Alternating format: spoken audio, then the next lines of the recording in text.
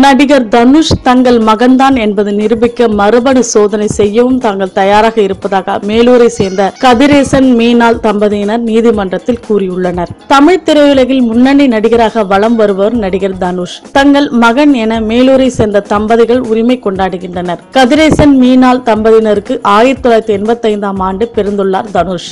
இவருடைய உண்மையான பெயர் கலையரசன். சிவகங்கை அரசு போக்குவரத்து பணிமனையில் டைம் கீப்பராக பணிபுரிந்து வரும் கதிரேசன் கூறும்போது, தங்கள் மகன் 11ஆம் வகுப்பு படிக்கும் போது கடந்த 2002ஆம் ஆண்டு படிப்பு பிடிக்கவில்லை என பிரிந்து சென்று விட்டான். தனுஷ் என பெயரை மாற்றி நடிகராக மாறிவிட்டதாகவும் இதுவரை தங்களை வந்து பார்க்கவில்லை எனவும் கூறியுள்ளார். சென்னைக்கு சென்று அவரை பார்க்க முயன்றால் கஸ்தூரி ராஜா குடும்பத்தினர் தங்களை தடுத்து வருகின்றனர் எனவும் தெரிவித்துள்ளார்.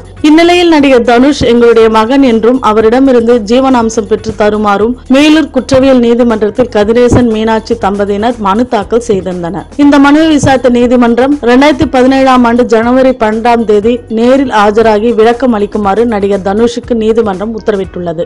இந்நிலையில் இதுகுறித்து பேட்டியளித்த அவர்கள், காணாமல் சென்ற மகனை எங்கும் தேடியும் கிடைக்கவில்லை. சினிமாவில் நடித்துக் கொண்டிருப்பது தெரிய வந்தது. சென்னைக்கு சென்றால் கஸ்தூரி ராஜா எங்களை விரட்டுகிறார். தற்போது நாங்கள் தனுஷ் எங்களுடன் தான் இருக்க வேண்டும் என வற்புறுத்தவில்லை. மாதந்தோறும் எங்களுக்கு ஜீவனாம்சம் வழங்கினால் போதும். தேவைப்பட்டால் மரபணு சோதனை செய்யக்கூட நாங்கள் தயாராக இருப்பதாகவும் கூறியுள்ளனர். மேலும் சினிமா தகவல்களுக்கு கீழே உள்ள சப்ஸ்கிரைப் பட்டனை அழுத்தவும்.